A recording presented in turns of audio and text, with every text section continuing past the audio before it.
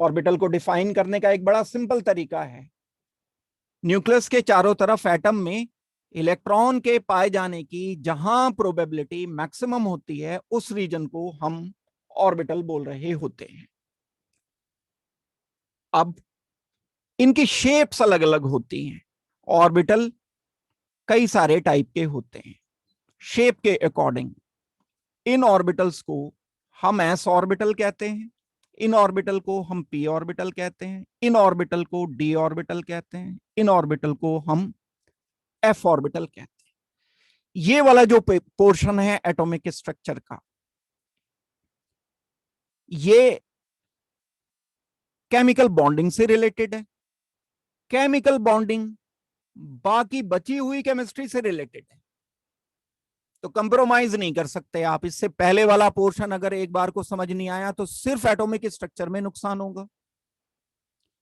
अगर आपको S P D F orbitals और इसके बाद के जो रूल्स, दो रूल हैं, बड़े आसान आसान रूल हैं, वो मैं बताऊंगा, वो अगर आपको समझ नहीं आए तो केमिकल बॉन्डिंग नहीं समझ आएगी अच्छे लेवल पर। हाइब्रिडाइजेशन जिसे हम कहते हैं, जो कि बड़ा एक नया कंसेप्ट है, बॉन्डिंग समझ नहीं आएगी तो आपको फिर केमिकल रिएक्शंस बॉन्डिंग से क्योंकि रिलेटेड होते हैं, मेनली जो ऑर्गेनिक केमिस्ट्री होती है वो तो सारी इसी पर, हाइब्रिडाइजेशन पर, ऑर्बिटल्स पर डिपेंड करती है, केमिकल बॉन्डिंग पर डिपेंड करती है। तो इसको प्रॉपरली समझना है। बस हमें ये अंदाजा लगाना है कि एस ऑर्बिटल की शेप के अलावा इसमें कितने इलेक्ट्रॉन रहते हैं, हर ऑर्बिटल में कितने इलेक्ट्रॉन रह सकते हैं। तो ऑर्बिटल के जो टाइप्स हैं अभी तक हमारे काम के, वो S P D F orbitals होते हैं। अब इनकी शेप हमें करनी है। न्यूक्लियस के चारों तरफ कहां पर एस ऑर्बिटल रहते हैं? स्फेरिकल रहते हैं। ये लास्ट क्लास में आपको बताया था। स्फेरिकल होने का क्या मतलब है? एक स्फेयर पर, यानी इलेक्ट्रॉन यहां रहेगा, यहां रहेगा, ये प्रोबेबिलिटी है इलेक्ट्रॉन के रहने की। एक हेजी सा एरिया होता है जहां पाए जाने की पॉसिबिलिटी इलेक्ट्रॉन के मैक्सिमम होती है। इनको हम बोलते हैं कि ये एरिया ऑर्बिटल है। अगर ये स्फेरिकल एरिया है तब बोला जाएगा कि ये एस ऑर्बिटल है। Shape of orbital are related to the solution of Schrodinger wave equation. एक वेव इक्वेशन दी गई थी। ये कैसे पता चलती थी इनकी शेप? एक वेव इक्वेशन थी। वेव इक्वेशन इसकी प्रोबेबिलिटी बताती है कि इलेक्ट्रॉन कहां कहां पाए जाते हैं। अगर स्फेरिकली, इसका सॉल्यूशन वेव इक्वेशन, ये क्वांटम मैकेनिक्स है, बड़ी एक टिपिकल साइंस है। इस श्रोडिंगर इक्वेशन को सॉल्व करने के बाद ये पता चलता है कि ये एस ऑर्बिटल है तो स्फेरिकल होगा, पी ऑर्बिटल है तो डंबल शेप होगा, डी ऑर्बिटल है तो डबल डंबल शेप होगा, एफ ऑर्बिटल है तो उसकी शेप अलग होगी, यूनिक शेप होती है। मींस वो स्पेस या वो एरिया जहां इलेक्ट्रॉन के पाए जाने की प्रोबेबिलिटी मैक्सिमम होती है। और ये प्रोबेबिलिटी हमें पता कैसे चलती है? एक वेव इक्वेशन से पता चलती है, जिसे श्रोडिंगर वेव इक्वेशन बोल रहे होते हैं। तो इसमें जो एस ऑर्बिटल है, ये एस ऑर्बिटल स्फेरिकल होता है शेप में। ये थोड़ा सा मैंने लास्ट क्लास में भी डिस्कस कर दिया था। एस ऑर्बिटल स्फेरिकल होने का मतलब ये है कि न्यूक्लियस के चारों तरफ हम किसी भी दिशा में बढ़ जाएं, एक रेडियस के बाद इलेक्ट्रॉन की डेंसिटी मैक्सिमम, इधर मैक्सिमम, इधर मैक्सिमम, इधर मैक्सिमम, यानी एक्स वाई जेड तीनों एक्सिस में सेम डिस्टेंस पर इलेक्ट्रॉन की डेंसिटी आएगी। और ये एक सिंपल स्फेरिकल इलेक्ट्रॉन डेंसिटी वाला एरिया होता है। क्या मतलब है इलेक्ट्रॉन डेंसिटी वाला एरिया? न्यूक्लियस के चारों तरफ ये एरिया ऐसा है जहां इलेक्ट्रॉन की डेंसिटी पाए जाने की पॉसिबिलिटी मैक्सिमम होती है, प्रोबेबिलिटी मैक्सिमम होती है। और ये एक बिल्कुल फिक्स एरिया नहीं होगा, वेरी करेगा। इलेक्ट्रॉन यहां भी हो सकता है, यहां भी हो सकता है, यहां भी हो सकता है, यहां भी हो सकता है, इधर भी हो सकता है। वेव की तरह से ये चल रहा है। तो S orbital three dimensionally space में न्यूक्लियस के चारों तरफ। एक इसका आइडिया मैंने दिया था, आप इसे ऐसे सोच सकते हो जैसे एक बॉल है हमारे पास, टेनिस की बॉल होती है, उसको हम बिल्कुल सेंटर में इमेजिन कर लें कि न्यूक्लियस है, एक डॉट मान लें। तो वो एरिया है जहां पर उसका एक फर होता है उसका बॉल का, वो एक एरिया एस ऑर्बिटल की तरह से होगा। अब किसी में ऐसा नहीं है कि सिर्फ एक एस ऑर्बिटल होगा, कई सारे एस ऑर्बिटल हो सकते हैं। अभी हम आगे चलेंगे तो ये बात धीरे धीरे और क्लियर आपको होगी कि एस ऑर्बिटल ऐसा नहीं है कि सिर्फ एक ही एस ऑर्बिटल होगा, कई सारे एस ऑर्बिटल्स हो सकते हैं। तो ये चीज आपको सीखनी होगी, ये नंबर एंड गिनती ही सीखनी होगी। मैंने बता दिया था ये आपको कि नॉन डायरेक्शनल होते हैं और न्यूक्लियस के सबसे क्लोज होते हैं। ये शेल होता है, एक ऑर्बिट होता है ना, उस ऑर्बिट में ऑर्बिटल होंगे,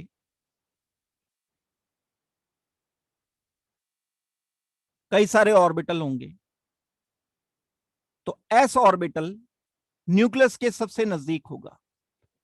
अगर मेरे पास कोई एक एस ऑर्बिटल है तो इसको सबसे नजदीक होना चाहिए न्यूक्लियस के, यहां होगा। अगर पी होगा तो थोड़ा दूर आएगा, डी होगा तो और दूर आएगा। किसी एक गिवन शेल के लिए, किसी एक गिवन ऑर्बिट के लिए। समझ आ गई ये बात? एक बात तो ये, दूसरी बात ये भी हमने डिस्कस कर ली थी कि सबसे कम एनर्जी होती है। अगर कई सारे ऑर्बिटल्स हैं, एस भी है, पी भी है, डी भी है, किसी एक ऑर्बिट में कई सारे शेल्स हो सकते, कई सारे ऑर्बिटल्स हो सकते हैं। किसी एक शेल में कई सारे ऑर्बिटल्स हो सकते हैं। उन ऑर्बिटल में सबसे कम एनर्जी होगी एस ऑर्बिटल की, उससे ज्यादा पी की, उससे ज्यादा डी की। जैसे हम कहते हैं ना, किसी एक सिटी में कई सारी लोकेलिटी हो सकती हैं, या आप ऐसे कह दो किसी एक कंट्री में कई सारे सिटी हो सकते हैं। एक कंट्री में बहुत सारे सिटी हैं, हमने उसके नाम रख रखे हैं, चार हैं सपोज करते हैं, कोई छोटा कंट्री है उसमें चार ही सिटी। अब आप कहोगे ऐसा कौन सा कंट्री है? कंट्री ऐसे भी हैं दुनिया में जिसमें एक ही सिटी है। वेटिकन सिटी खुद कंट्री भी है और सिटी भी है, छोटा सा सिटी है बिल्कुल, और वही कंट्री है। तो ऐसा नहीं है, छोटे छोटे से कंट्रीज हैं दुनिया में ऐसे। अपने कंट्री के हिसाब से मत देखो जो कि बहुत विशाल है।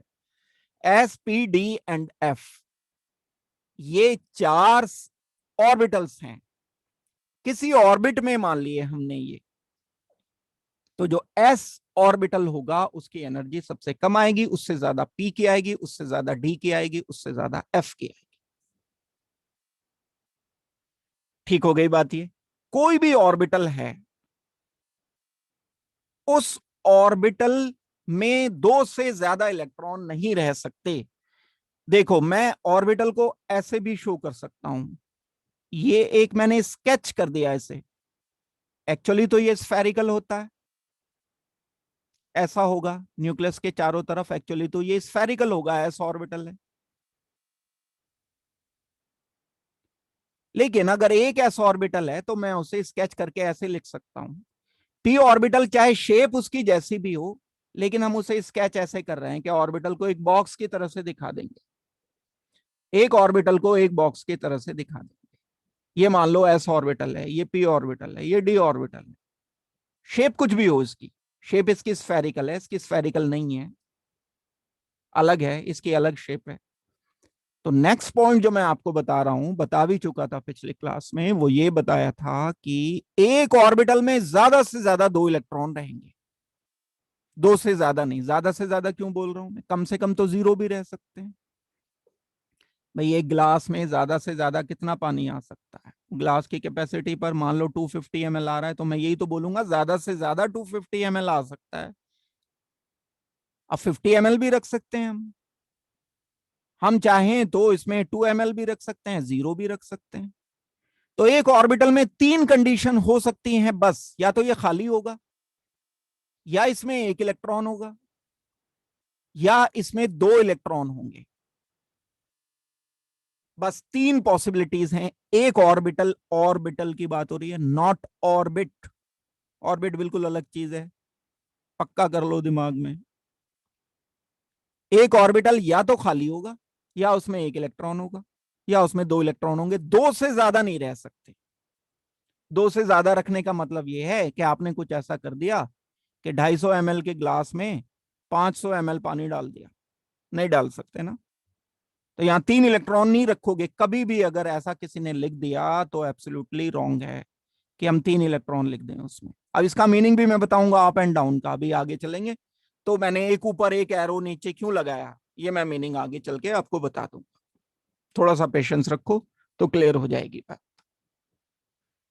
एक बात ये हो गई एस ऑर्बिटल के लिए। पी ऑर्बिटल यहां तक हम लास्ट क्लास में डिस्कस कर चुके थे। एनर्जी पे ध्यान देना है और दूसरा ध्यान देना है कि कितने इलेक्ट्रॉन एक ऑर्बिटल में आ सकते हैं। मैक्सिमम टू मैक्सिमम 2 इलेक्ट्रॉन किसी एक में आ सकते हैं। एन एस, एन तो शेल है, S orbital, N shell, 1s 2s, पहले शेल में ऑर्बिटल, दूसरे शेल में ऑर्बिटल, तीसरे शेल में एस ऑर्बिटल, चौथे शेल में एस ऑर्बिटल। तो एन अलग चीज है, एन तो ऑर्बिट है, एस ऑर्बिटल है। बात इसकी हो रही है। अब आते हैं हम दूसरे पर, नंबर 2 पर। ये जो पी ऑर्बिटल होता है ये दूसरे नंबर का ऑर्बिटल है। ये किसी शेल में पाया जा सकता है और ये डम्बेल शेप होता है। डम्बेल शेप का मतलब ये कुछ इस तरीके का होता है, ऐसा होगा एक ये।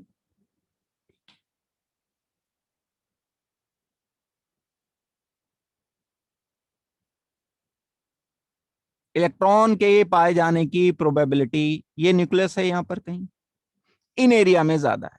आप ऐसे बोल दो न्यूक्लियस है, ये प्रोबेबिलिटी इलेक्ट्रॉन के पाए जाने की है। ये शेल है, यहां इलेक्ट्रॉन ज्यादा पाया जा रहा है। और ये बोला जाएगा पी ऑर्बिटल। पी ऑर्बिटल एक पर्टिकुलर डायरेक्शन में है, स्फेरिकल तो नहीं है ना ये तो एस ऑर्बिटल तो पूरा एक जैसा था चारों तरफ से। ये चारों तरफ से एक जैसा नहीं है, एक डायरेक्शन में है। तो पी ऑर्बिटल डायरेक्शन के अकॉर्डिंग 3 पार्ट में बोले जाते हैं। पी ऑर्बिटल, एक पी एक्स ऑर्बिटल होगा, एक पी वाई ऑर्बिटल होगा, एक पी जेड ऑर्बिटल होगा। न्यूक्लियस के चारों तरफ अगर मैं इसको एक्स एक्सेस मानता हूं, इसको वाई एक्सेस मानता हूं, इसको जेड एक्सेस मान, तो जो पी ऑर्बिटल एक होगा वो इस तरह से होगा। जो एक्स डायरेक्शन में आ रहा है पी ऑर्बिटल, उसको हम पी एक्स ऑर्बिटल का नाम दे देते हैं। जो वाई डायरेक्शन में आ रहा है ऑर्बिटल, उसको हम नाम दे देते हैं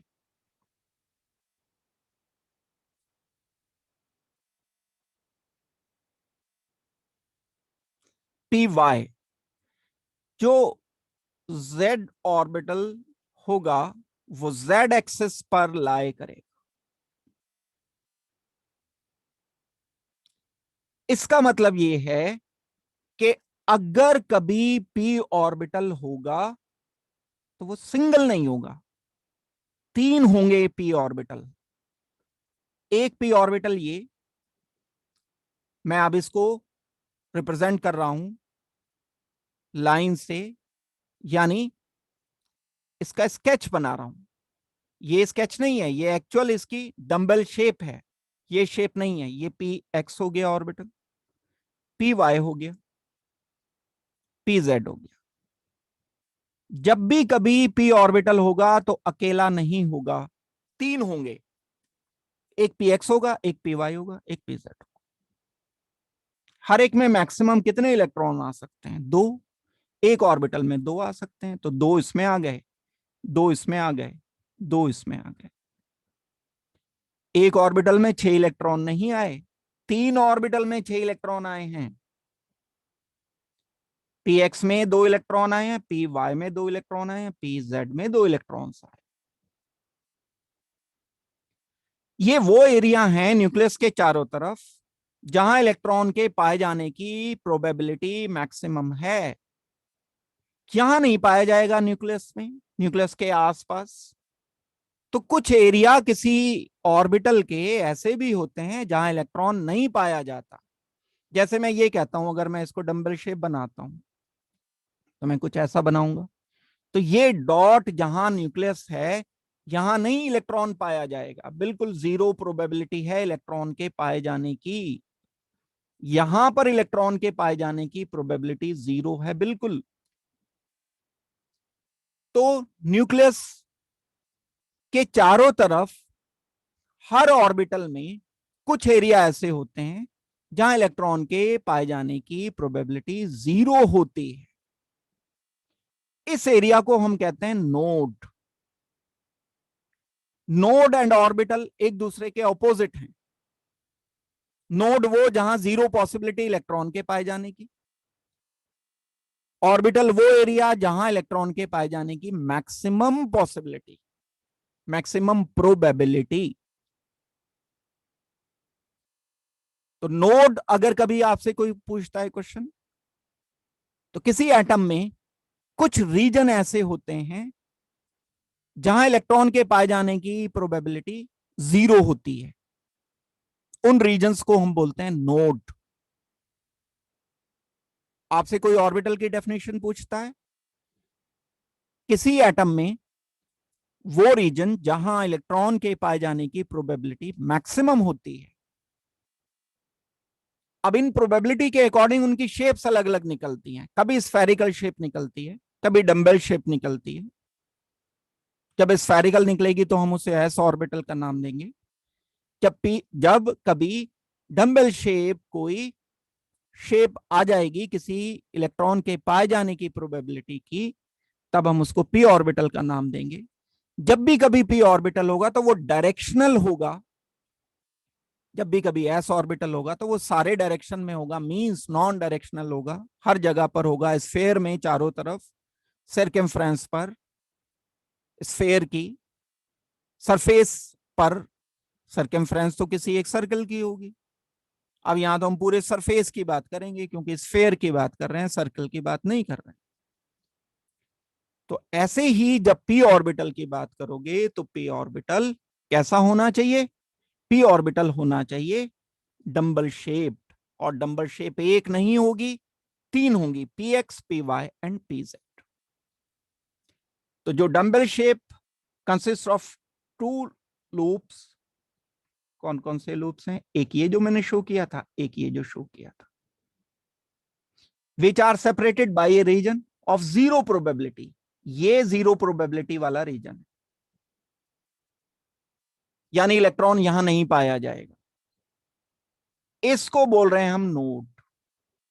इस एरिया को, इस रीजन को हम बोलते हैं नोड। मैंने अभी आपको बताया कि ये दो टाइप का होगा, तीन टाइप का होगा। पी एक्स, एक हो जाएगा पी वाई, एक हो जाएगा पी जेड। कितने इलेक्ट्रॉन्स होंगे एक पी ऑर्बिटल में?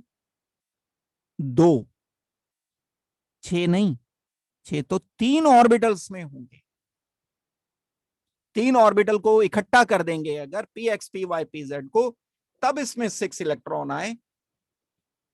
हम बोलेंगे कि इसमें टोटल इलेक्ट्रॉन की संख्या तीन पी ऑर्बिटल्स में। अब इन तीन पी ऑर्बिटल को मिला करके एक नाम दे देते हैं हम। इसको बोल देते हैं कि ये पी सबशेल है।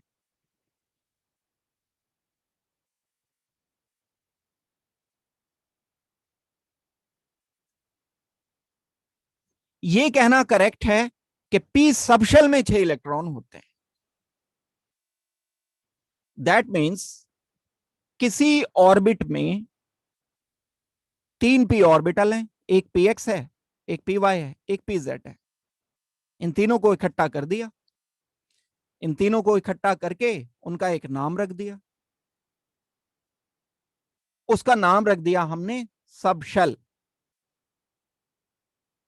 अब भाई जैसे कोई कंट्री है, इंडिया है, अब इसमें कोई सपोज करते हैं चंडीगढ़ में सेक्टर 30 लिख दिया मैंने, सेक्टर 20 लिख दिया, सेक्टर 21 लिख दिया, सेक्टर 29 लिख दिया। 4 सेक्टर हैं, लेकिन इंडिया के बाहर डायरेक्ट ये तो नहीं बोला जाएगा ना। इनको कलेक्ट करके सारे जितने भी सेक्टर हैं उनको मिला करके एक नाम रख दिया कि ये चंडीगढ़ है। इन सबको इकट्ठा करके, तो ये ऑर्बिटल्स थे, आप ये मान लो कि ये ऑर्बिटल्स हैं। इन ऑर्बिटल को इकट्ठा करके एक उनका नाम रख दिया सबशेल। बहुत सारे सबशेल होंगे किसी एक शेल में, शेल ऑर्बिट में बहुत सारे सबशेल, सब शेल में ऑर्बिटल, ऑर्बिटल में इलेक्ट्रॉन, हर ऑर्बिटल में 2 इलेक्ट्रॉन। तो मैं बोल सकता हूं कि P sub shell consist of 3 p orbitals, px, py and pz। हर p सब शेल में 6 इलेक्ट्रॉन होंगे, हर p ऑर्बिटल में 2 इलेक्ट्रॉन होंगे। ये बातें क्लियर हो जाएंगी तो बॉन्डिंग बहुत आसान रहेगी आपको, इसीलिए मैं एलैबोरेट करके बता रहा हूं, थोड़ा टाइम लगा करके बता रहा हूं। हाइब्रिडाइजेशन एंड बॉन्डिंग इन्हीं कंसेप्ट से रिलेटेड है कि शेल सब शेल को आप सीक्वेंस के साथ सोचते चले जाओ। इसके बाद हम आगे बढ़ते हैं। अगर हम इनकी शेप की बात करते हैं तो मैं आपको डिस्कस कर चुका हूं कि 3 टाइप के ये ऑर्बिटल्स हैं। एक पी एक्सिस से बोला जाएगा, X axis, Y axis and Z axis. तो एक्स एक्सिस में जो ऑर्बिटल का लोब आएगा ये तो पी एक्स बोलेंगे। यहां प्रोबेबिलिटी 0 है इलेक्ट्रॉन के पाए जाने की, ये नोड एरिया है, that area is called as node. Orbital का ऑपोजिट बड़ा आसान है नोड को याद रखना। ऑर्बिटल में एक ऐसे एरिया है जहां इलेक्ट्रॉन के पाए जाने की प्रोबेबिलिटी मैक्सिमम है, नोड में 0 प्रोबेबिलिटी है, कम नहीं 0, होगा ही नहीं, श्योरिटी है कि नहीं होगा इलेक्ट्रॉन। ये हमारा पी वाई हो जाएगा ऑर्बिटल, ये पी एक्स हो जाएगा orbital, and P Z orbital हमें ये लिखना चाहिए। 3 ऑर्बिटल्स को कलेक्टिवली बोला जाएगा पी सब शेल। मैंने लिख दिए ये अलग अलग, लेकिन अगर आप एक्स एक्सेस वाले को, वाई वाले को एंड जेड वाले को, तीनों को एक जगह पर लिखना चाहते हो तो ये एक्स एक्सेस वाला हो गया, वाई एक्सेस वाला हो गया ये, और तीसरा ये जेड एक्सेस वाला हो गया। इन तीनों को मिला करके आप बोलोगे कि ये तीनों पी सब शेल है।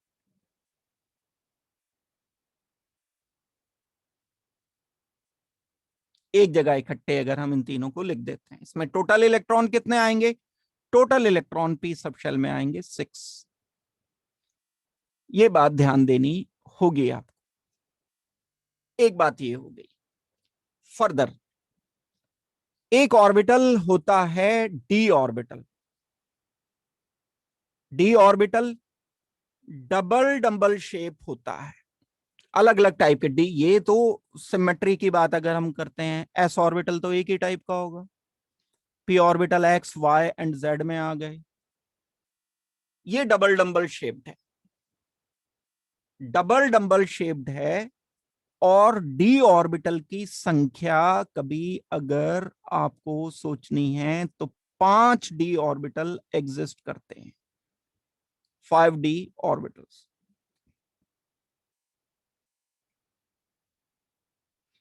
किसी भी शेल में अगर डी ऑर्बिटल होंगे तो एक डी ऑर्बिटल अकेला नहीं होगा, 5 होंगे इकट्ठे, उनको हम अलग अलग नाम भी देंगे और उनके डायरेक्शन भी होंगे,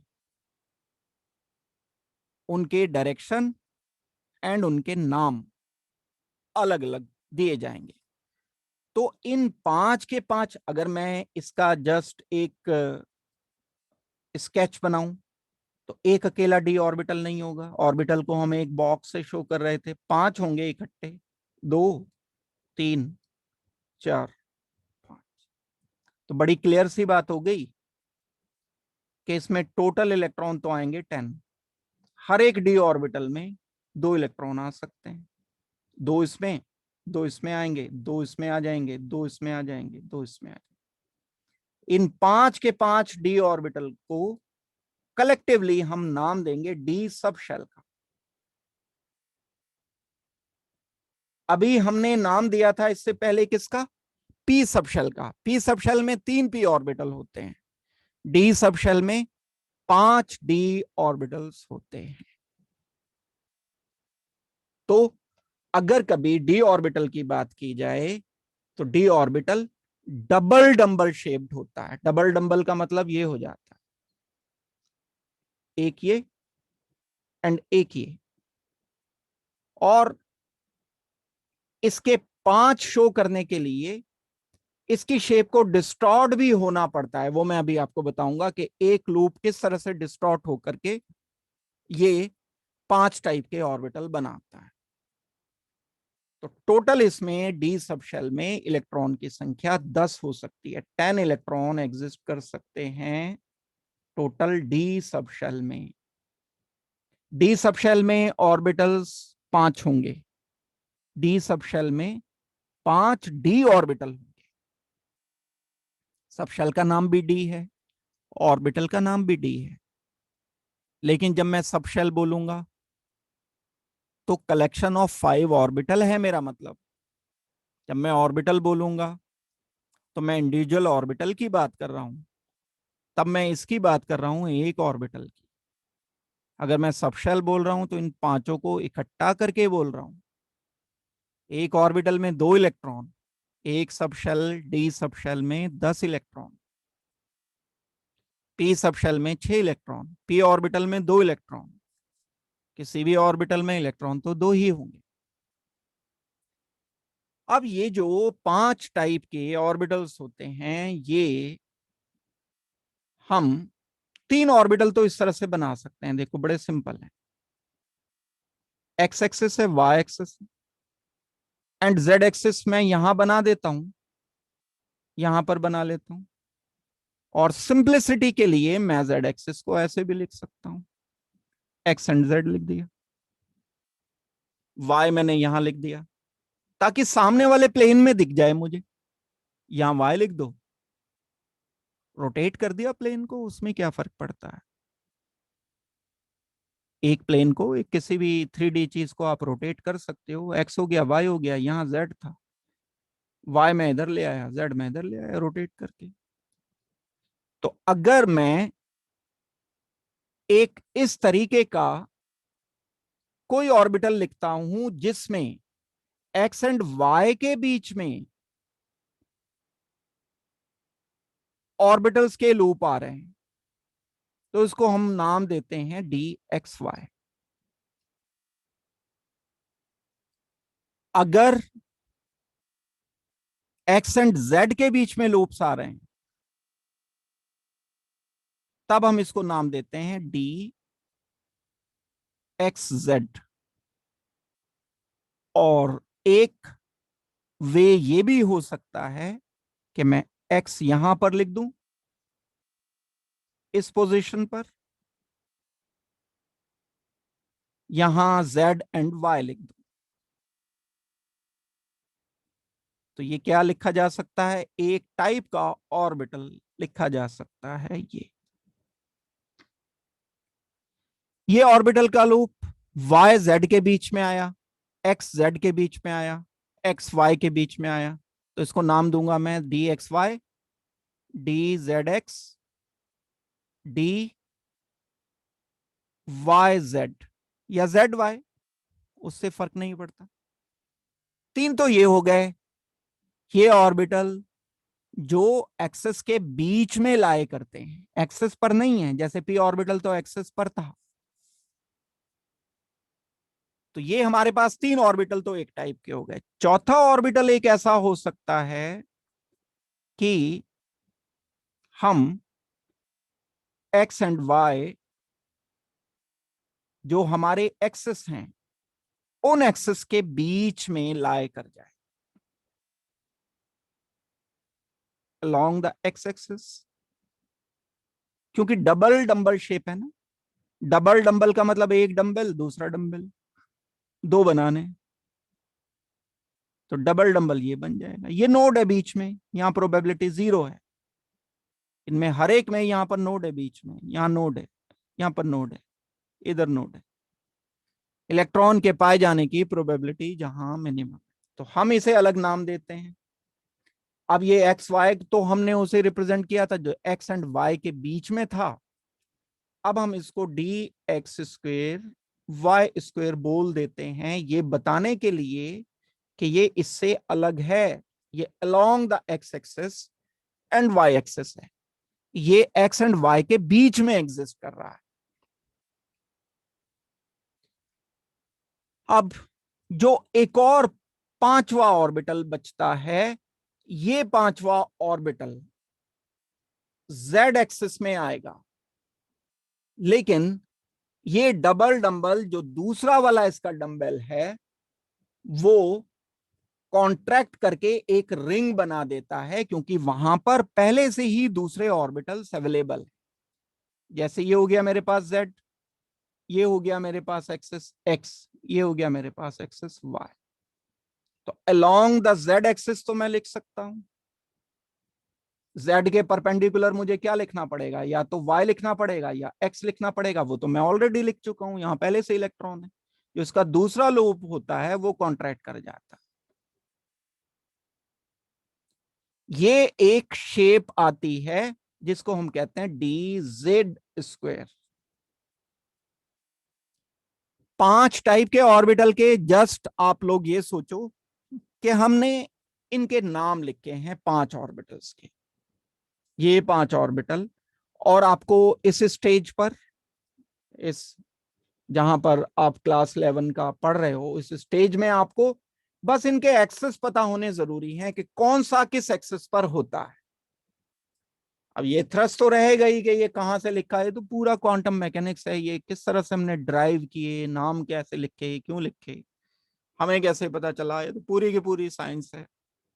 इसमें तो जानने में टाइम लगेगा, लेकिन अभी फिलहाल इस स्टेज पर आपको जो पता करना है, इन 5 ऑर्बिटल्स के नाम क्या क्या हैं। 5 ऑर्बिटल में एक ऑर्बिटल को डी एक्स वाई कहते हैं, डी वाई जेड कहते हैं, डी जेड एक्स कहते हैं, D X square Y square कहते हैं, डी जेड स्क्वेयर। अगर आपसे कहा जाए डी जेड स्क्वेयर कहां एग्जिस्ट करता है, जेड एक्सिस में, along the Z axis. D X square Y square कहां एग्जिस्ट करता है, डी एक्स एंड, ये एक्स एंड वाई एक्सिस के अलोंग एग्जिस्ट करता है। जबकि जो बाकी के 3 हैं, they lie between the axis X Y. तो 3D अगर देखा जाए तो किसी एक न्यूक्लियस के चारों तरफ ये 5 ऑर्बिटल, 5D ऑर्बिटल इकट्ठे होकर एक डी सबशेल बना लेते हैं, और वो डी सबशेल किसी न्यूक्लियस के चारों तरफ एकोमोडेटेड रहता है, और सारे डायरेक्शन में X Y Z, along the X Y Z axis भी है, and lie between the X Y and Z axis भी। ये 5 ऑर्बिटल इस तरह से इकट्ठे होकर के एकोमोडेट हो जाते हैं। तो ये शेप्स भी आपको ध्यान रखनी है। और डी सबशेल में टोटल इलेक्ट्रॉन्स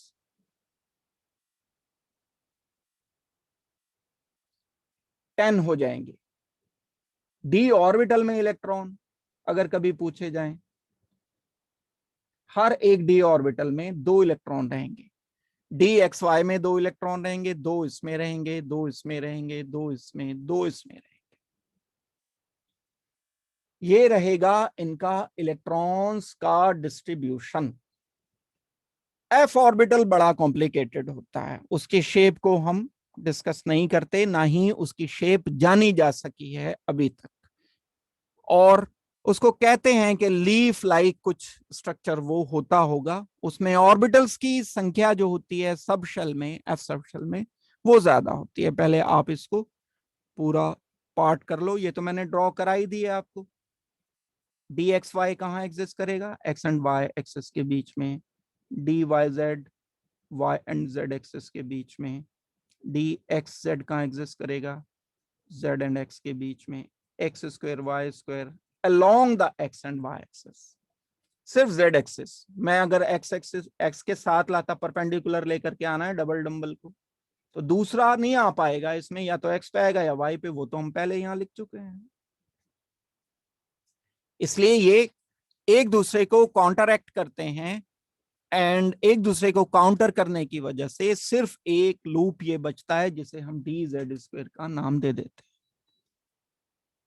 और मेन बात जो याद रखनी है आपको वो क्या रखनी है, कि जो डी सब शेल होता है, ये सब शेल है, मिला करके सबको इकट्ठा करके मिला दिया अगर, that is called as sub shell. कौन सा सब शेल है ये? D sub shell. इसमें इलेक्ट्रॉन्स की संख्या कितनी आएगी? 10 हो सकते हैं। इसके बाद आते हैं हम एफ ऑर्बिटल पर, जिसकी हम शेप नहीं बनाएंगे, बस सब शेल में, एफ सब शेल में ऑर्बिटल की संख्या एंड इलेक्ट्रॉन की संख्या को डिस्कस करेंगे। ये लीफ लाइक कुछ प्रेडिक्ट किया गया है, अभी तक जितना प्रेडिक्ट किया जा सका है, ये लीफ लाइक स्ट्रक्चर होता है और 7 ऑर्बिटल्स होते हैं। एफ सब शेल में टोटल ऑर्बिटल की संख्या 7 होती है, यानी एफ ऑर्बिटल 7 टाइप के होते हैं। ये मिला करके हम इनको बोलेंगे कि ये 14 इलेक्ट्रॉन एकोमोडेट कर पाएंगे। इस तरह से इनको रिप्रेजेंट किया जाएगा।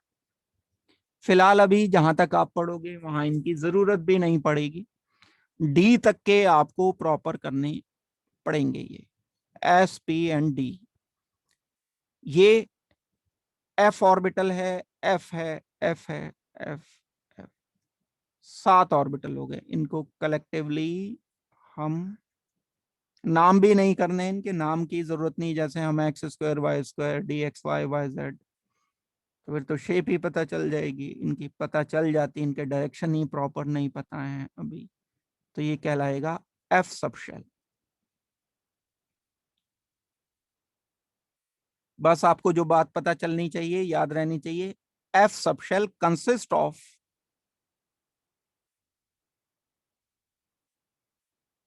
7 एफ ऑर्बिटल्स।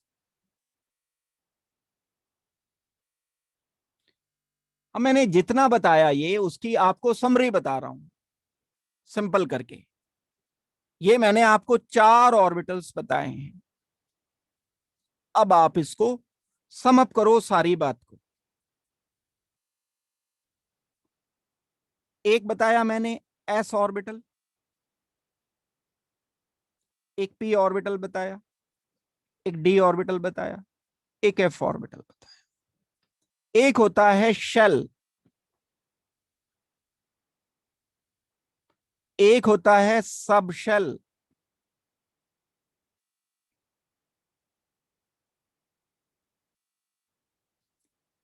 और इस सब शेल के अंदर होते हैं ऑर्बिटल।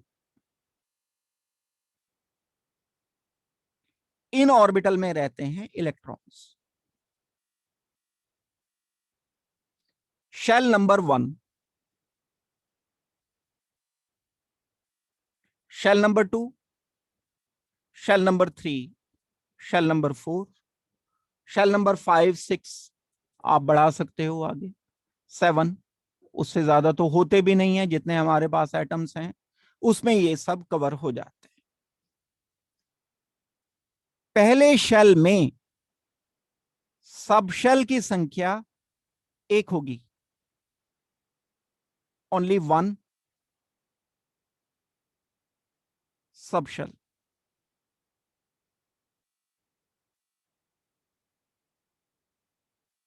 दूसरे शेल में सब शेल की संख्या 2 होगी, 2 सब शेल। तीसरे शेल में सब शेल की संख्या 3 होगी। चौथे शेल में सब शेल की संख्या 4 होगी। पहले शेल में, या ऑर्बिट कह दो आप इसे, जो सब शेल होगा उस सब शेल का नाम हम एस रखेंगे, और इसमें जो ऑर्बिटल होगा वो सिर्फ एस ऑर्बिटल ही कहलाएगा। आपको पता है कि एस ऑर्बिटल तो सिंगल ही होता है, एक ही होता है सिर्फ। मतलब ये एक ऐसा कंट्री है जिसमें, या एक ऐसा सिटी है जिसमें एक ही सेक्टर है, आप ऐसे कह दो, बड़ा छोटा सा सिटी है, उसकी कोई लोकेलिटी डिवाइडेड नहीं है बस। दूसरे शेल में दो सब शेल हैं, एक का नाम एस सब शेल है, एक का नाम पी सब शेल है। तो एस सब शेल में ऑर्बिटल कितने होते हैं? एक। एस में तो एस ही होता है। पी में ऑर्बिटल कितने थे? पी में 3 थे, P X, P Y and P Z. Orbital की संख्या हो गई टोटल 4। इलेक्ट्रॉन पर आएंगे, अभी डिस्कस करेंगे इसको भी। थर्ड में आते हैं, तीसरे शेल में, तीसरे ऑर्बिट में एक एस सब शेल होगा, 3 होंगे, सब शेल की संख्या 3 है। एक पी सब शेल होगा, एक डी सब शेल होगा। बस थोड़ा सा कंफ्यूजन ये नहीं रखना है कि हम ऑर्बिटल को भी डी बोल रहे हैं एंड सब शेल को भी डी बोल रहे हैं, लेकिन भाई ऑर्बिटल को हम जाके D X Y, D Y Z, Z X ये बोल रहे हैं, जबकि डी जो बोल रहे हैं सब शेल, उसके आगे हम सब स्क्रिप्ट नहीं लगा रहे हैं। अगर यहां पर 3 सब शेल हैं तो हर सब शेल के ऑर्बिटल होंगे, एस का कौन सा होगा? एस ही होगा। पी का कौन सा होगा? पी एक्स होगा, पी वाई होगा, पी जेड होगा।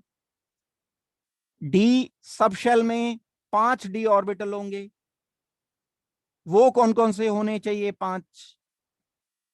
एक डी एक्स वाई होगा,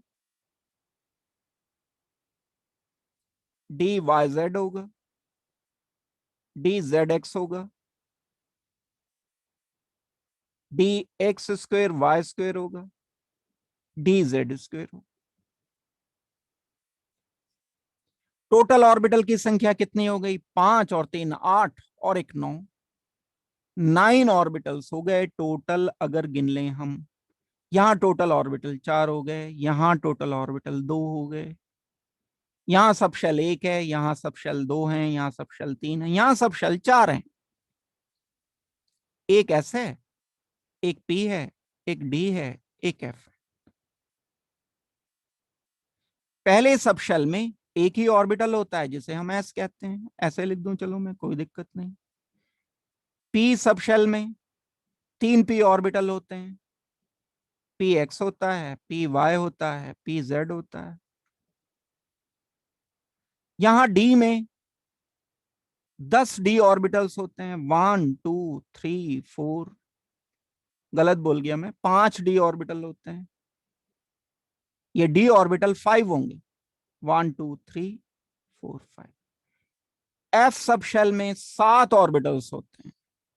एफ में टोटल ऑर्बिटल्स की संख्या 1 2 3 4 5 6 एंड 7। एक ऑर्बिटल ये है, एक ऑर्बिटल ये है, एक ऑर्बिटल ये है, जिनके नाम नहीं किए हमने। इनके तो नाम पता है, D X Y, D Y Z, Z X, X square Y square, Z square, लेकिन इनके नाम हमें नहीं पता है, जो 7 हैं। तो टोटल ऑर्बिटल की संख्या कितनी हो गई? 7 और 5 12 और 3 15 और एक 16, 16 ऑर्बिटल्स हैं टोटल नंबर। शेल की संख्या अगर 4 है तो ऑर्बिटल 16 हो गए। हर ऑर्बिटल में 2 इलेक्ट्रॉन, तो टोटल इलेक्ट्रॉन की संख्या अब आप निकालो हर एक में। हर ऑर्बिटल में, ऑर्बिटल 2 हैं तो इलेक्ट्रॉन यहां आएंगे इसमें 2, यहां इलेक्ट्रॉन की संख्या आनी चाहिए 8। 4 मल्टीप्लाइड बाई 2, 4 ऑर्बिटल है ना, हर ऑर्बिटल में 2 इलेक्ट्रॉन है। यहां इलेक्ट्रॉन की संख्या आनी चाहिए 18, यहां आनी चाहिए 16, हर ऑर्बिटल में 2 इलेक्ट्रॉन तो 32। ये पुरानी बात है, आप पढ़ते आ रहे हो 9th क्लास से कि हर शेल में इलेक्ट्रॉन की संख्या मैक्सिमम, मैक्सिमम है ये फिक्स होगी, या तो 2 होंगे या 8 होंगे, तीसरे में 18 होंगे, चौथे में 32 से ज्यादा इलेक्ट्रॉन नहीं रख सकते हम। इसी तरह से हम करके आगे बढ़ते चले जाते हैं। यही बॉन्डिंग में काम आने हैं ऑर्बिटल्स जो हमने लिखे हैं। यही ऑर्बिटल्स बॉन्ड बनाने में इन्वॉल्व होते हैं। अभी तक जो बिल्कुल सिंपल लेवल पे पढ़ा है ना, कि इलेक्ट्रॉन दे दिया, इलेक्ट्रॉन ले लिया, शेयरिंग कर ली, तो अब हम शेयरिंग ऑर्बिटल्स की कराएंगे। उनके पैटर्न देखेंगे कि ये ऑर्बिटल आपस में किस तरह से ओवरलैप करते हैं, कैसे बॉन्डिंग बना पाते हैं ये ऑर्बिटल्स। तो ये मैंने जो सामने एक चार्ट बनाया है, ये एक बड़ा सिंपल करके बताने की मैंने आपको कोशिश की है। इसमें आपको अगर कोई दिक्कत है तो मुझे जल्दी से बता दो, कोई प्रॉब्लम की बात है अगर। दूसरा पार्ट मैंने शुरू किया ये आपका एक, जो कि है क्वांटम नंबर्स। क्वांटम नंबर्स कुछ ऐसे नंबर्स हैं जो किसी एटम में इलेक्ट्रॉन की पोजीशन को बताते हैं कि इलेक्ट्रॉन कहां है। हम अगर सिंपली ये बोलें कि किसी इलेक्ट्रॉन के बारे में क्वांटम नंबर ये बताते हैं कि उसका एड्रेस क्या है। आपको मान लो कहीं पर जाना है, बड़े सिंपल करके मैं बताने की कोशिश कर रहा हूं। आपको यहां से कहीं दिल्ली जाना है, तो पहली बात आपको यह पता चली कि दिल्ली जाना है। नंबर 1 मेन बात क्या हो गई? अब सिर्फ आपके पास कोई एड्रेस नहीं है, सिर्फ दिल्ली जाके खड़े तो नहीं हो जाओगे। दिल्ली जाकर के आपको बोला जाएगा नंबर 2, एक नंबर हो गया दिल्ली, पहुंच गए, ठीक है। दूसरे नंबर पर आप वहां लोकेशन पर जाओगे, ठीक है, द्वारका जाना है। थर्ड नंबर पर आपको द्वारका पहुंच गए तो भी ये बड़ी लोकेलिटी है, तो भी आपको कहीं किसी हाउस नंबर पर जाना होगा। आप यहां पर पहुंच गए। यहां पर पहुंचने के बाद एक पर्टिकुलर एक हाउस में एक से ज्यादा लोग हो सकते हैं। किसी से जिससे मिलना है वो पर्टिकुलर आदमी होगा, उसका नाम होगा। यह है एड्रेस। ओवरऑल रफली हम 4 पॉइंट यहां पर किसी एक इलेक्ट्रॉन के बारे में लिखते हैं, उनको क्वांटम नंबर कहते हैं। क्वांटम नंबर किसी एक एटम में किसी इलेक्ट्रॉन का एड्रेस है। अगर मैं बहुत सिंपल भाषा में इसे बताता हूं तो किसी एक एटम में इलेक्ट्रॉन की पोजीशन मतलब उसका एड्रेस हम कुछ नंबर के फॉर्मेट में बताते हैं। अब यहां दिल्ली तो होगा नहीं ना भाई, ऐसा थोड़ी है कि ये एटम के चारों तरफ यहाँ दिल्ली नंबर हो गया, दिल्ली हो गया, द्वारका हो गया, ऐसा थोड़ी ही होगा। यहाँ कुछ हम अपनी तरफ से डिसाइड करके नंबर देंगे। अगर हम नंबर देंगे तो उन नंबर को हम क्वांटम नंबर कहते हैं। क्या बोलते हैं हम उनको? शेल्स बोलते हैं। क्या बोलते हैं हम उनको? सब शेल बोलते हैं। क्या बोलते हैं हम इनको? ऑर्बिटल बोलते हैं। ऑर्बिटल में इलेक्ट्रॉन होगा, फिर बाद में इसको भी कुछ नाम देंगे। ये अभी क्योंकि 3 जान चुके हो आप, तो ये मैंने इसलिए आपको बता दी। शेल्स को एक नंबर दिया जाएगा, पता भी है आपको, 1 2 3 4, पहला शेल, दूसरा शेल, तीसरा शेल। सब शेल अभी तक हम बोल रहे थे S P D and F. ये सब शेल को नंबर दिया जाएगा। ऑर्बिटल को नंबर दिया जाएगा। इलेक्ट्रॉन को नंबर दिया जाएगा। एक ऑर्बिटल में 2 इलेक्ट्रॉन रह सकते हैं ना, तो हर ऑर्बिटल में 2 नंबर होंगे। ये 4 नंबर किसी इलेक्ट्रॉन के बारे में अगर कुछ बताएंगे तो वो उस इलेक्ट्रॉन के एड्रेस को बता देंगे। ये इलेक्ट्रॉन का एड्रेस क्वांटम नंबर बोला जाता है। एक नंबर के सेट को जो किसी इलेक्ट्रॉन की पोजीशन बताता है एटम के अंदर, क्वांटम नंबर कहेंगे। डेफिनेशन बता दी मैंने ये।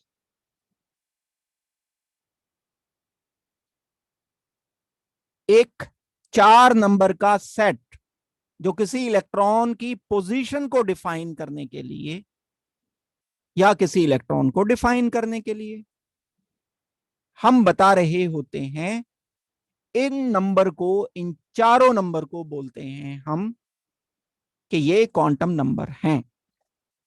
बड़ी सिंपल डेफिनेशन है।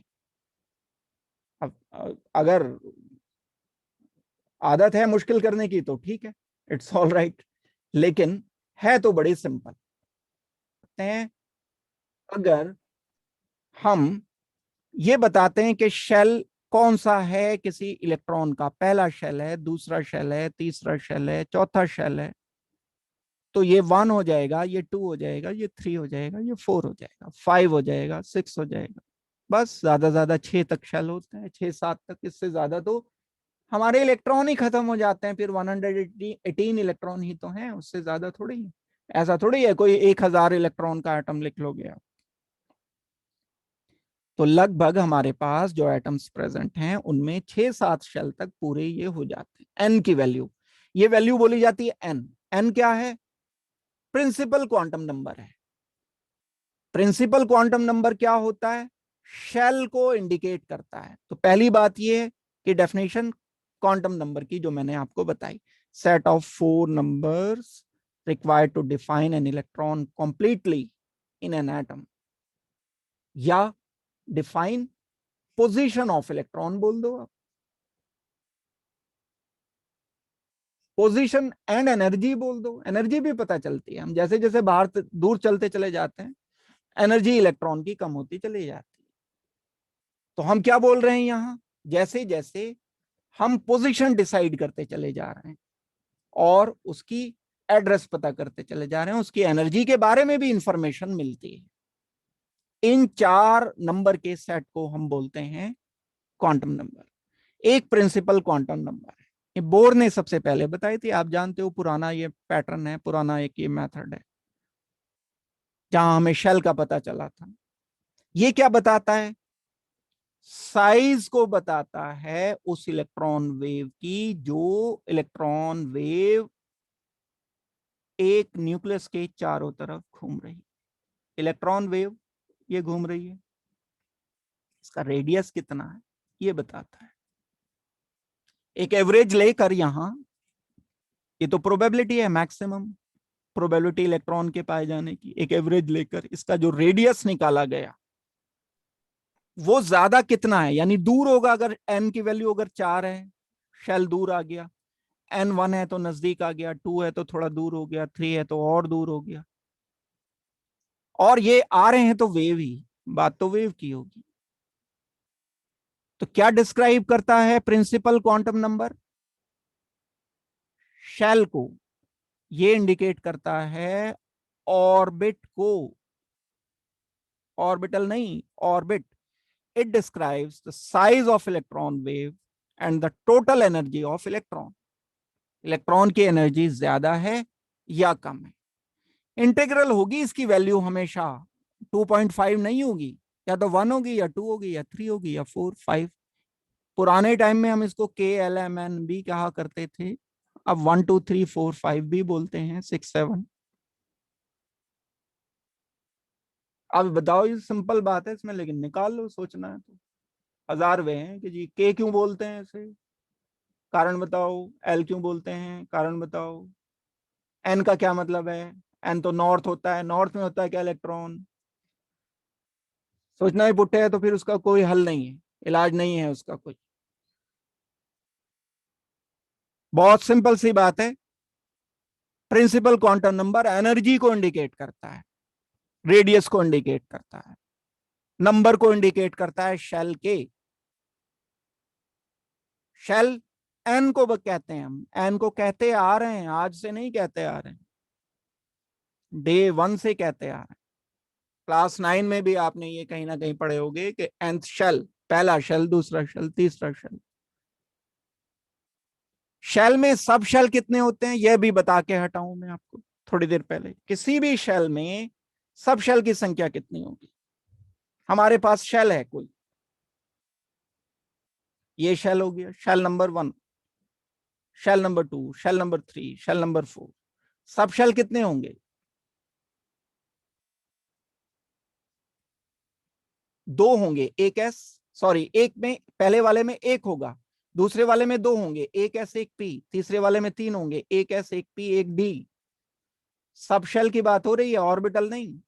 चौथे वाले में 4 होंगे, एक एस होगा, एक पी होगा, एक डी होगा, एक एफ होगा। ऑर्बिटल नहीं है भाई, ये सब शेल हैं। ऑर्बिटल तो इसमें मैं बनाऊंगा, एक सब शेल में एक एस ऑर्बिटल होगा, एस में एक होगा, इसमें 3 होंगे, 1 2 एंड 3। एक ये हो गया, पी में 3 हो गए, डी में 5 हो गए, 1 2 3 4, 1 2 3 4 5।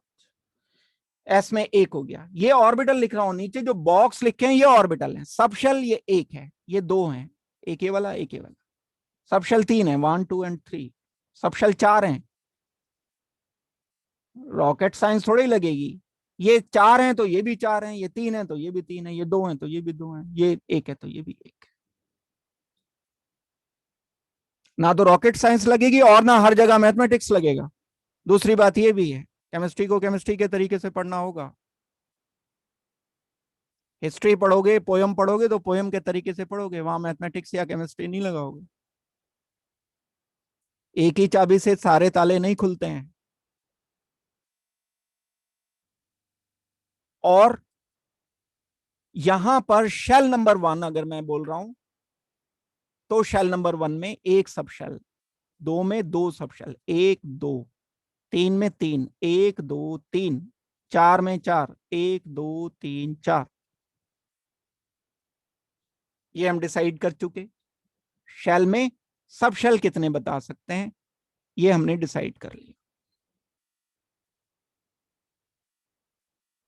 इसके बाद ऑर्बिटल्स कितने होंगे, किसी शेल में ऑर्बिटल की संख्या कितनी होगी। कितने ऑर्बिटल हैं, एक। कितने ऑर्बिटल हैं, 3 प्लस 1। कितने ऑर्बिटल हैं, 1 प्लस 3 प्लस 5। कितने ऑर्बिटल हैं, 1 प्लस 3 प्लस 5 प्लस 7। कितने हो गए, 16। कितने हो गए, 9। कितने हो गए, 4। कितने हो गए, 1। किसी शेल में ऑर्बिटल की संख्या एन स्क्वायर के बराबर होती है। ऑर्बिटल एन स्क्वायर, ये ऑर्बिटल की संख्या है।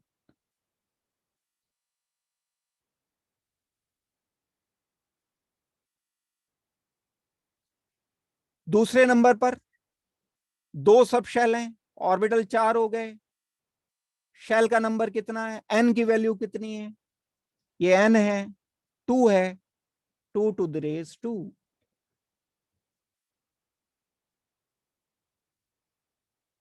ये हो गया 4,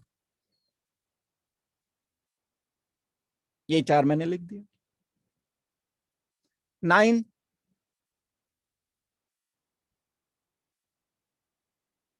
3 to the raise 2, N square, N की वैल्यू 3, एन की वैल्यू 4, 4 स्क्वायर कितना आ गया, 16 आ गया, 9 आ गया। किस चीज का आंसर बताया मैंने, किसी भी ऑर्बिट में, शेल में ऑर्बिटल की संख्या एन स्क्वायर होगी, where N is number of shell. गिनती की बात हो रही है, हम ये नहीं बता सकते कि कौन कौन से हैं, वो तो फिर आपको स्टार्ट से करना पड़ेगा, S P, S P D, S P D F.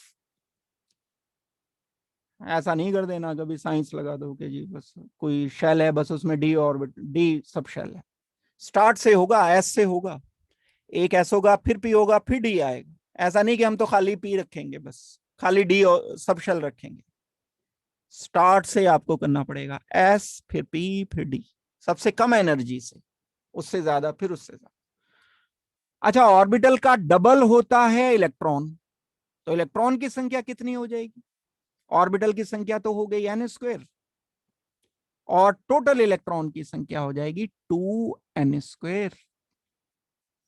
पहले में कितने टोटल इलेक्ट्रॉन्स हैं? 2। तो 2 मल्टीप्लाइड बाई n की वैल्यू 1, इसका square is equal to 2। Electron की संख्या दूसरे शेल में कितनी होती है मैक्सिमम? 2 मल्टीप्लाइड बाई n की वैल्यू है 2, square is equal to 8।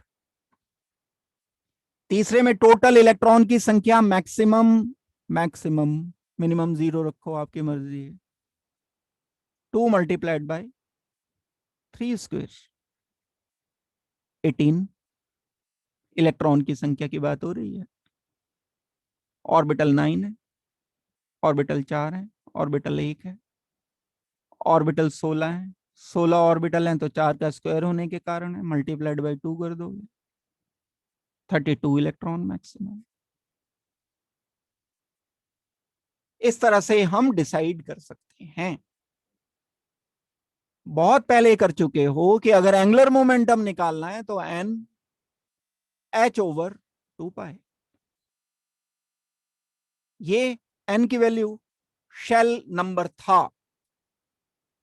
Angular momentum अगर हम किसी ऑर्बिट का चेक करते हैं तो ये तो बोर ने बता दिया था, ये तो पुरानी बात थी, यहां तक तो प्रोबेबिलिटी शुरू भी नहीं हुई थी। किसी भी शेल का एंगुलर मोमेंटम h/2π का इंटीग्रल मल्टीपल होता है, ये बात हमने डिस्कस की थी। तो ये सब बात जो है ये प्रिंसिपल क्वांटम नंबर की बात हो रही है। अब हम शेल को एक और नाम दे सकते हैं। शेल को एक और नाम हमने क्या दिया? प्रिंसिपल क्वांटम नंबर नाम दिया। प्रिंसिपल क्वांटम नंबर इसके लिए है 1, इसके लिए प्रिंसिपल क्वांटम नंबर है 2, इसके लिए प्रिंसिपल क्वांटम नंबर है 3। Shell number 3, principal quantum number 3। अब 3 क्वांटम नंबर जो प्रिंसिपल है वो सिर्फ एक ही इलेक्ट्रॉन का थोड़ी आएगा, ये तो 18 इलेक्ट्रॉन मैक्सिमम आ सकते हैं। 18 इलेक्ट्रॉन ऐसे हो सकते हैं मैक्सिमम जिसका प्रिंसिपल क्वांटम नंबर 3 आए, लेकिन चारों क्वांटम नंबर किसी के एक जैसे नहीं हो सकते इलेक्ट्रॉन के, कहीं ना कहीं आके अंतर जरूर आएगा, कहीं ना कहीं आकर डिफरेंस जरूर आएगा। तो एक और भी इंपॉर्टेंट बात इसमें ये एडिशनल है कि किसी भी इलेक्ट्रॉन की चारों क्वांटम नंबर्स किसी दूसरे डिफरेंट इलेक्ट्रॉन की चारों क्वांटम नंबर से सिमिलर नहीं हो सकती हैं।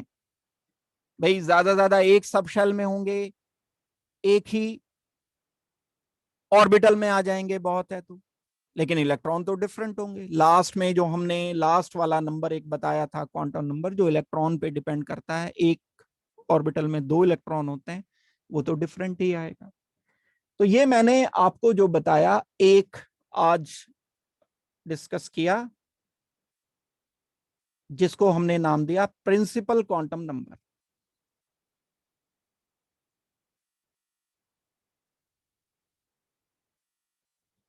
क्या क्या इंडिकेट करता है शॉर्ट में? ये शेल को बताता है, एनर्जी बताता है इलेक्ट्रॉन की, साइज बताता है, रेडियस बताता है, एंगुलर मोमेंटम बताता है n मल्टीप्लाइड बाई h/2π। ये वैल्यू एंगुलर मोमेंटम डिसाइड कर सकती है। किसी शेल में total number of sub shell कितने होंगे ये पता चल जाएंगे। टोटल नंबर ऑफ किसी भी शेल में ऑर्बिटल की गिनती कितनी होगी ये पता चल जाएगी। टोटल इलेक्ट्रॉन हमें पता चल जाएंगे कितने हैं, 2n² टोटल इलेक्ट्रॉन्स हैं किसी भी शेल में। तीसरा शेल है तो 3² multiplied by 2, 18 electron total maximum exist कर सकते हैं। एक अभी आज मैं ये डिस्कस कर रहा हूं आपको, इसके बाद जो दूसरे वाले पार्ट हैं यानी एजिमुथल क्वांटम नंबर है, नंबर 2, नंबर 3, नंबर 4,